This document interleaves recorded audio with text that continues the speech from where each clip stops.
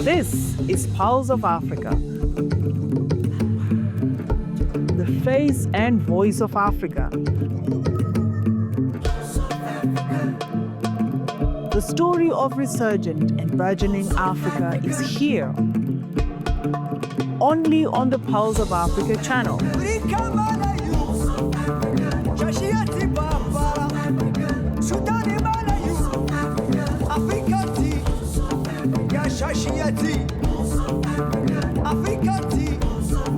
Pulse of Africa, the face and voice of Africa.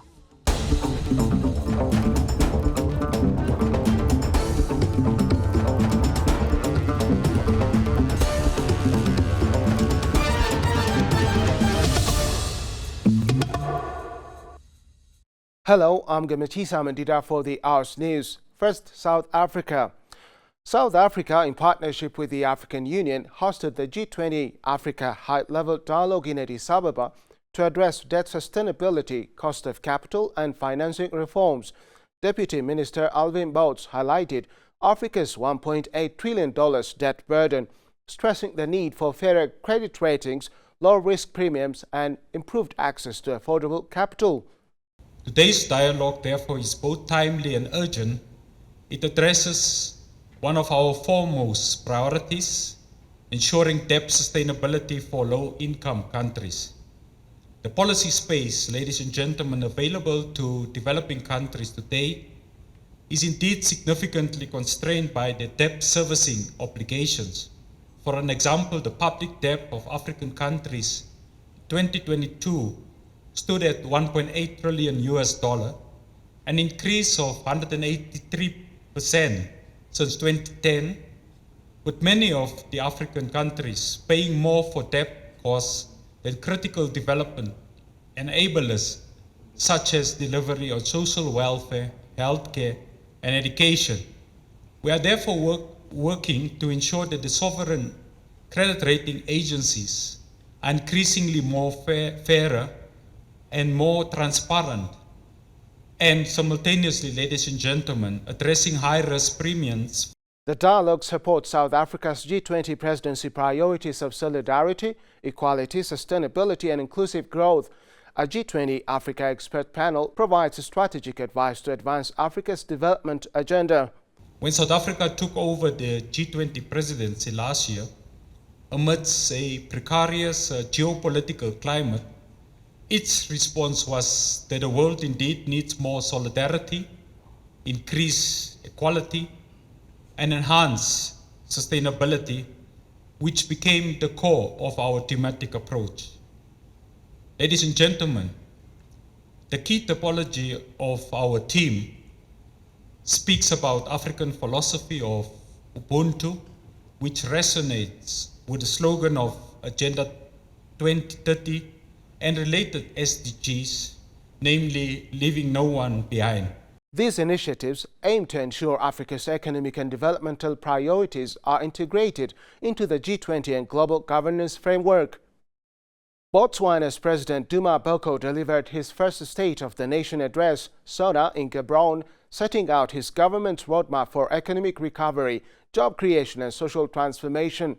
Speaking before Parliament and the nation, President Boko reaffirmed his administration's commitment to good governance, accountability and equitable development. He emphasized that Botswana's future depends on diversifying the economy beyond diamonds, investing in innovation, agriculture and renewable energy, and empowering young people to be agents of change. The time has come for Botswana to build a more inclusive economy, one that leaves no citizen behind, President Boko declared, pledging to strengthen social safety nets and improve access to education and health care. He also underscored the importance of tackling unemployment, corruption and climate challenges, noting that sustainable development requires both national unity and regional cooperation. The address marked a defining moment for President Boko's administration as it seeks to steer Botswana toward a more resilient and self-reliant future. The 2025 Conference on Land Policy in Africa has opened in Addis Ababa. The African Union Commission AOC has emphasized that land governance in Africa is not merely a technical issue but the foundation of social justice, economic transformation and peace across the continent. In his opening remarks, Ambassador Amr Al-Joli, African Union Commission Citizens and Diaspora Director, emphasized that land governance transcends mere technicalities. It is foundational to social justice, sustainable development and peace.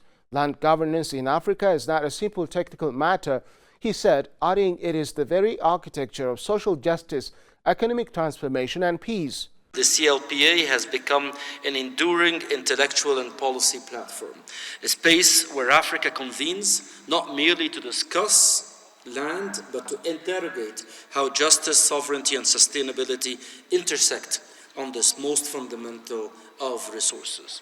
This conference, its enduring relevance, reflects a truth we can no longer overlook, which is land governance in Africa is not simply a technical matter, it is the very architecture of social justice, economic transformation and peace. UN Under Secretary General and Executive Secretary of the ECA, Clever Gatiti, highlighted the role of the African Land Policy Center in promoting evidence-based land management and inclusive policies. Gatiti articulated the pressing challenges facing Africa, such as economic instability, climate change and geopolitical shifts. Land governance, justice and reparations are not questions of the past. They are imperatives for Africa's renewal and the restoration of fairness in global systems. More than just geography, land represents sovereignty, identity and security. It anchors livelihoods, underpins food systems and defines belonging. This is Africa, the cradle of humanity, the frontier of the future, a land of visionaries, creators and pioneers, a continent of unstoppable energy where innovation meets tradition, where voices rise, loud and fearless. I am an African. This is the heartbeat of a billion people, diverse, bold, united by a single purpose to tell our own stories in our own way. No borders, no barriers, no filters. A new era of African storytelling is here. From every corner of the continent, from the bustling cities to the quiet village, we tell Africa's story by Africans for the world.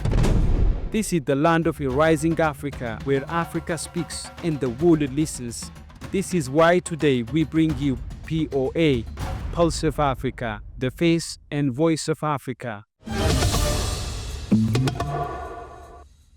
The International University of Rabat, UIR, through its UNESCO chair, has launched the 2025 edition of the World Heritage Volunteers Program in Rabat, running from November 10 to 20. The initiative, supported by UNESCO, Morocco's Ministry of Culture and local heritage agencies, aims to make cultural heritage more accessible, inclusive and engaging for communities.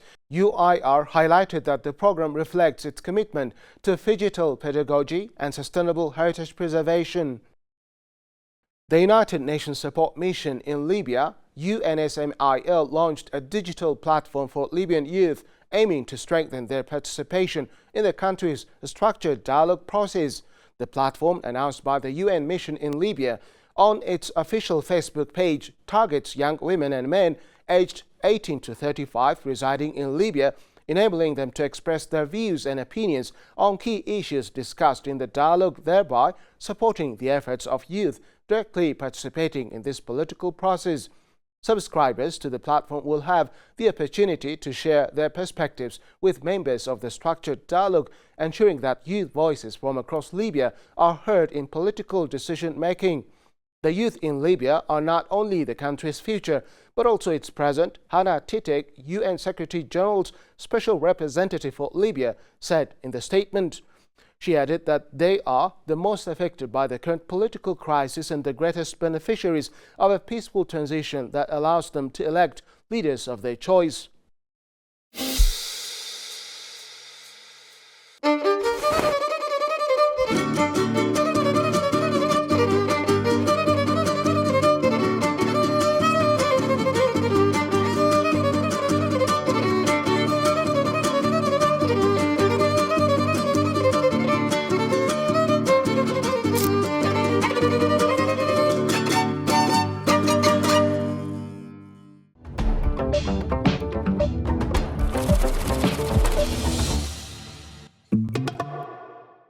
Moving to business news, the East African Community EAC posted robust trade growth in the second quarter of 2025, with total trade rising 28.4% to $38.2 billion, up from $29.7 billion a year earlier, according to the latest East African Community Quarterly Statistics Bulletin.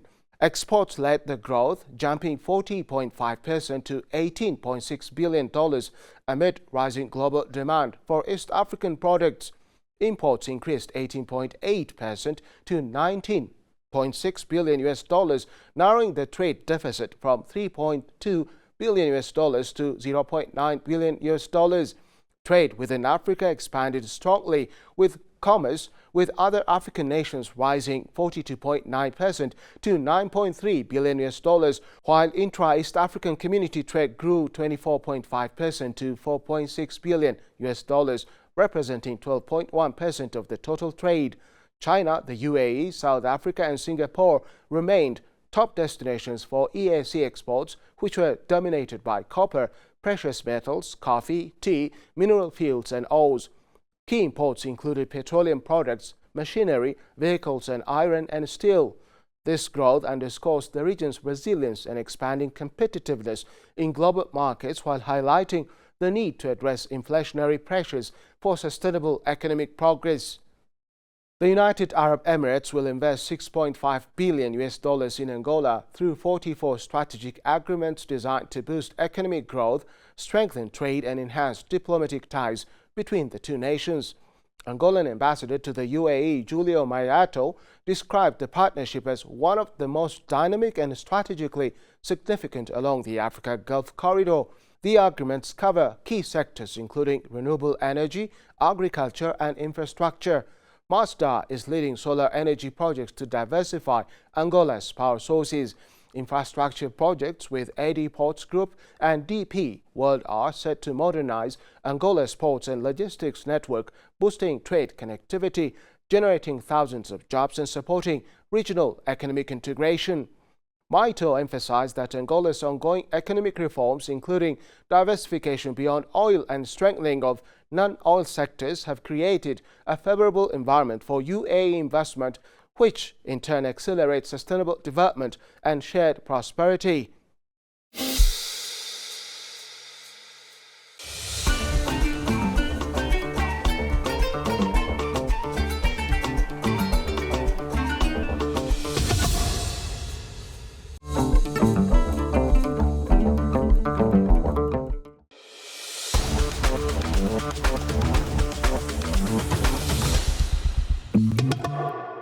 Sports. Ghana's long-awaited national sports policy will be completed and adopted by the end of the first quarter of 2026, Minister for Sports and Recreation Kofi Adams said. Adams explained that the delay in finalizing the document stemmed from internal realignment within the ministry, particularly the decision to formally include recreation as part of its core mandate. Recreation has become a major consideration, so we need to properly integrate it into the final document, he said. The policy, once adopted, will provide a comprehensive framework for the development, management and promotion of sports and recreation across Ghana, aiming to ensure sustainability and clear direction in the sector. Adams also revealed that President John Dramani Mahama has directed the establishment of a 2 overseas sports development in basic and secondary schools. Morocco.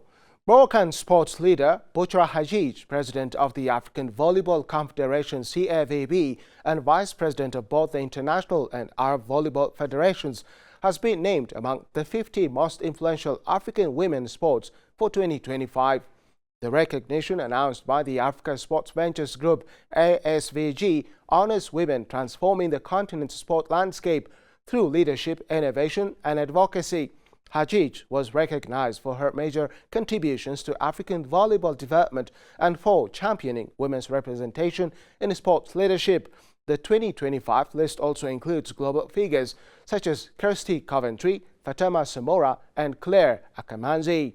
Next, let's take a look at the latest weather forecast.